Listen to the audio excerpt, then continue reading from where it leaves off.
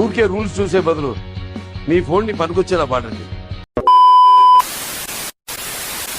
చంద్రబాబు నాయుడు నమ్మడము అని అంటే పులి నోట్లో తలకాయ పెట్టడమే అని కూడా చెప్పిన. జగన్మోహన్ రెడ్డి గారిని నమ్ముకుంటే సొంత చిన్నాయనైనా గొడ్డలు తెచ్చేయచ్చాడని ఎవరు అనుకోలేదే. నాకు షాల్వా కప్పాల్సింది పోయి, నన్ను పొగడాల్సింది పోయి, ఇంకా అవార్డు ఏదైనా ఉంటే నాకు ఇవ్వాల్సింది పోయి. ఏంది మాటలు?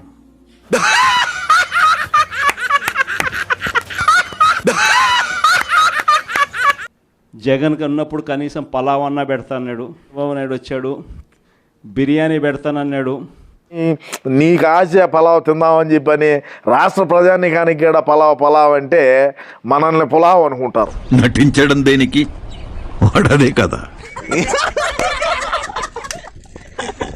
మన ప్రభుత్వంలో మరి ఎందుకు ప్రతి పథకము డోర్ డెలివరీ జరుగుతూ, ఏంటి బాబన్న ఇంకోసారి అన్న డోర్ డెలివరీ జరుగుతూ, డోర్ డెలివరీ అంటే ఏదైనా డోర్ డెలివరీ కావచ్చు. ఒక దళిత డ్రైవర్ని చంపైనా డోర్ డెలివరీ చేయొచ్చు, అది డోర్ డెలివరీనే కదా. అంటే కరెక్ట్, ఇది కరెక్ట్గా చెప్పావయ్యా. మన మాజీ మంత్రివర్యులు గుడివాడ అమర్నాథ్ అసలు మీరు మార్కెట్లో నడుస్తుంటే ఉంటది.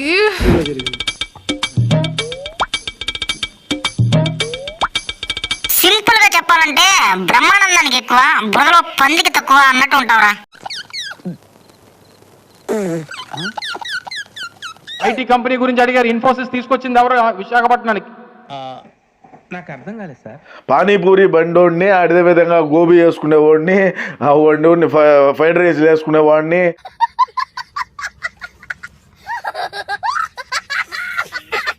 అందరిని తీసుకోవచ్చు అద్దె సూట్లు వేసి ఆడ కూర్చొని పెట్టి ఎంఓలు వేల కోట్ల రూపాయలు, లక్షల కోట్ల రూపాయలు చేసుకున్నారు. ఎందుకు అడుగు తింటానికా?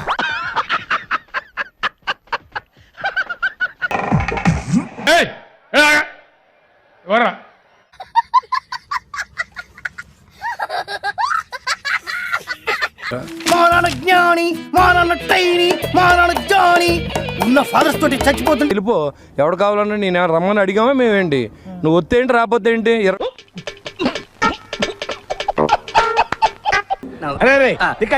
అలాగే సార్. Intelligent fellow.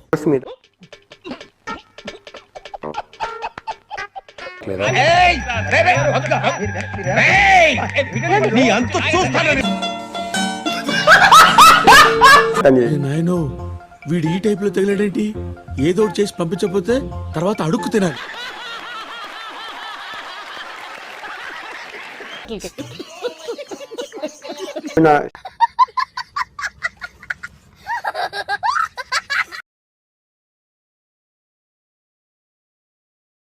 నమస్కారం ప్రజలారా. అయ్యా నమస్కారం. మేము కోట్ల వరకు వెళ్ళి తెలుసుకునేంత ఇమ్మెచ్యూర్ లెవెల్స్ లో మేము లేము, ముందే చెప్పాము. మేము మ్యూచువల్ అండర్స్టాండింగ్ తో విడిపోదామని డిసైడ్ అయ్యాము. తను వచ్చాక మ్యూచువల్ అండర్స్టాండింగ్ తోనే మేము విడిపోతాము. తర్వాత మీరు కూడా డివోర్స్ కి అప్లై చేస్తున్నారా అయితే? సో అట్ నుంచి మీకు ఎలాంటి ప్రాబ్లమ్స్ లేవు. నిన్ను పుట్టించిన ఆ దేవుడు కనపడితే పిల్లల విషయంలో కూడా ఏం ప్రాబ్లమ్స్ లేవు. పిల్లల విషయంలో చాలా మంది అడుగుతున్నారు. పిల్లల విషయం ఏం ప్రాబ్లమ్స్ లేదండి, మీరేం అంత బాధపడిపోవాల్సిన అవసరం లేదు.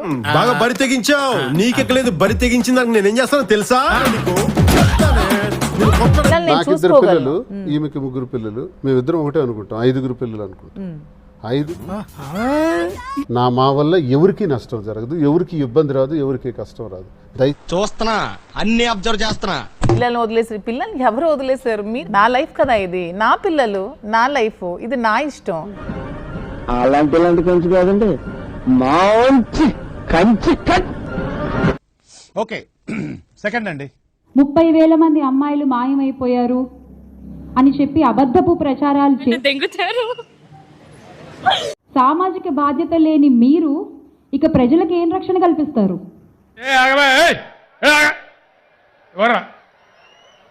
మా ప్రభుత్వం వస్తే మాత్రం ఆడపిల్లలు కంటి మీద హాయిగా. జగన్మోహన్ రెడ్డి గారికి ఒక పిచ్చి పట్టినట్టే నాకు ఆయన మెంటల్ కండిషన్ మీద నాకు జెన్యున్ గా కన్సర్న్ ఉంది.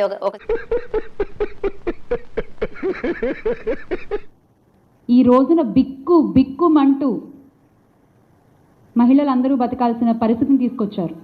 అబ్బా ఏమి చెప్పినావే అసలు ఇక్కడ జరిగేటువంటి ఈ విషయాలన్నీ కూడా బయటికి రాకుండా ప్రజలకి తెలియకుండా దున్నపోతుల తిని దాచేయాలని ఎందుకు చూస్తున్నారు మీరు?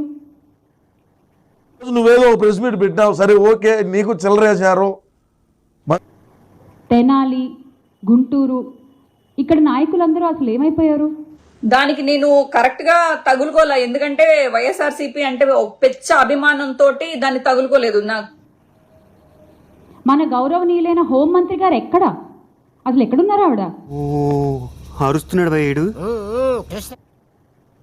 అడ్డగోలు విమర్శలు చేయడానిక ప్రతిరోజు మీకు హోంమంత్రి పదవి ఇచ్చింది? మాట్లాడుతున్నావు మాట్లాడేటప్పుడు బాగా మాట్లాడు.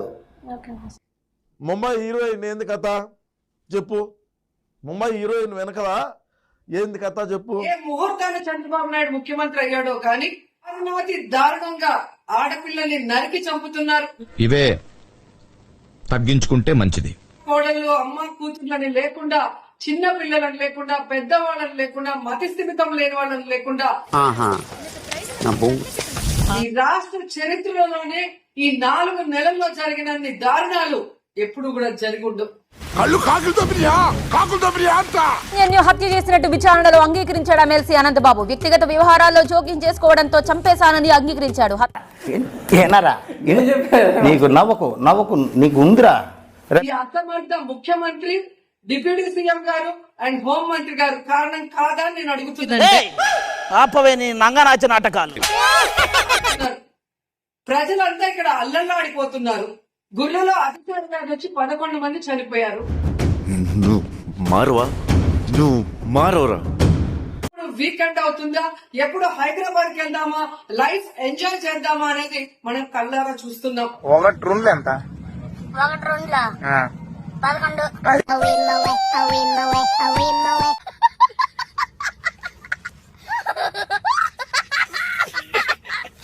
ఈ దేశంలోనే ఏ రాష్ట్రంలో లేదు ఇలాంటి ఒక సిచ్యువేషన్. మనకు కావాల్సింది కూడా అదేలేమ్మా.